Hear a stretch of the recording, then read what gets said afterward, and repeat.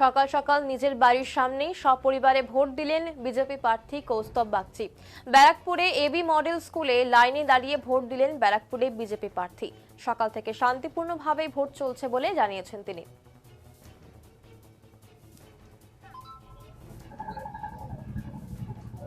বলো, আমি ভোট দিতে ঢুকেছিলাম। বলো,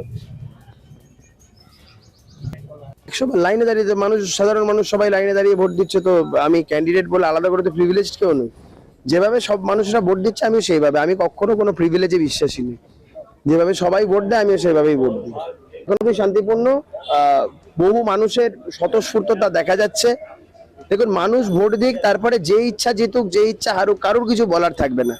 তবে এই যে বিপুল মানুষের যে জনোচ্ছ্বাস, স্পষ্ট বোঝা যাচ্ছে পালাবদল হতে চলেছে, পরিবর্তনের ইঙ্গিত স্পষ্ট, দেওয়াল লেখন স্পষ্ট, যে কথা আমি বারংবার বলি।